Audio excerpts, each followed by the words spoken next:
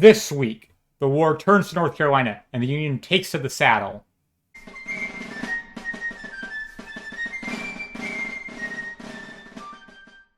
First, let's continue from last week's action in Louisiana.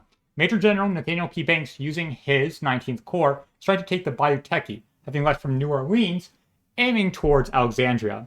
So far he has won 2 battles against Major General Richard Taylor and his army of western Louisiana. These might be victories, but it was a corps fighting against an army of 2 brigades. General Taylor has been withdrawing up the Teche when he reaches a bridge crossing over the Vermilion Bayou. After his forces are over the bridge, he has it burnt and waits. As the 19th Corps advances into sight, it is split into 2 columns. One advances against Taylor, and the other moves to his flank. Believing he has time, Taylor begins a bombardment, which is soon responded to by anti-battery fire. At night, he withdraws again, surrendering the field to General Banks. Then there is the Union in the saddle. As we all know, this war has seen its fair amount of raids.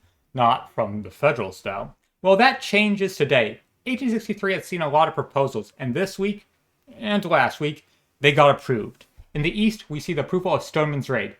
Yes, that is Major General George Stoneman, commander of the Cavalry Corps of the Army of the Potomac. On the 14th, Brigadier General John Buford, a brigade commander under Stoneman, engaged Confederates at Kelly's Ford, the only crossing over the Rappahannock in the area, and they won. Then rain happened and turned their path to mud, halting the raid. Well, that's only one raid. There are those in the west. Colonel Abel Strait and Colonel Benjamin H. Grierson were to make 2 raids to overwhelm the Confederates in the west. Colonel Abel Strait is with the Army of the Cumberland in central Tennessee, at Nashville. He leaves, moving northwest to Fort Henry, and then down to Mississippi before crossing over to northern Alabama. Colonel Grierson has a brigade of 3 regiments and 1,700 men. He moves south, tearing up railroads, freeing slaves, burning supply depots, and further infrastructure. This raid destroys Confederate supply lines from the east of Vicksburg and is moving southwards. And we move to Washington, North Carolina. Major General Daniel H. Hill has been pulling his Confederate forces away as Major General John Foster has been marching to the city's defense with a relief column. Foster sends part of his forces to a nearby town to ensure the rebels don't try to take other towns in the area. The siege has been broken off, but the rebels are still in the area. Union columns take the 18th and 19th to push them back, even taking prisoners and a regimental flag. On the 19th, Foster enters Washington, and on the 20th, Hill has left the area. And where is Hill leaving for? Suffolk, Virginia. Last week, we saw the silencing of a Southern Confederate battery, but there is another further north, at Fort Huger/Hill's Point. This still is choking the Suffolk garrison under Major General John Peck. Peck wants the Nansemond River, which Hill Point has closed off to him, to be reopened. So on the 19th, an attack is planned on the Confederate position. A detachment of 270 men are to cross over and take the point. Only after naval and artillery bombardment softened the fortifications. When the bombardment begins, the Confederates leave their positions to seek cover, allowing for the Union infantry to secure the battery in 10 minutes. 130 Confederates captured, only 13 Union casualties. Then comes the worry of counterattack. This has always been planned for, with the assault happening only at 6 p.m., so the sun would set soon. The artillery and naval cannon fire turns to the force, dissuading any counterassault until nighttime, when a Confederate colonel moves his men into position. But with unclear sight and anxiety devastating the Union, they open fire prematurely, revealing their position. The Union responds with an accurate volley, and the Confederates are called back by a general. On the 20th, Confederate General John Bell Hood does reconnaissance on the position, but even that is beaten back as the Union moves to secure the area. On the 21st, Hill's Point's use has been neutralized, and the Union pulls back. With the Nansemond River open, the Union resupplies and reinforces Suffolk.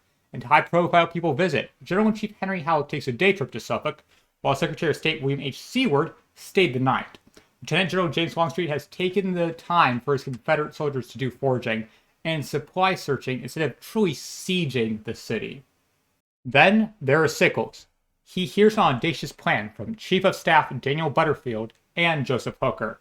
He goes to his 3 divisional commanders, Brigadier General Hiram Berry, a Democratic mayor from Maine, Brigadier General David Birney, a Southern lawyer from Alabama and an abolitionist from the South, and Amel Whipple, a West Pointer whom Dan knew from D.C. His corps is to contribute to a pincer movement to destroy Lee's army. That's where the week ends, with the Union in the saddle. Grierson's raid has been successful so far. Straight's and Stoneman's not so much. But there has also been success for the federal government, from Banks' victory in the far west to Hill's withdrawal from North Carolina. This is all leading to two major movements.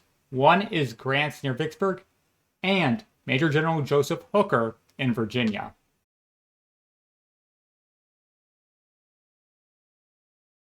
Hello, it's the entire Civil War Week by Week team here, and this will be 2 years. 2 years of the war. Jesus Christ, that's a lot. Well, I just want to thank everyone who has stayed with me this entire time. Especially, I would like to thank the patrons. Kevin Mack, John Fox, Sam Aronow, and Rick Marita. Well, mispronunciations are par for the course. Your guys' support means the world to me. Thank you. I really do hope to see you next week.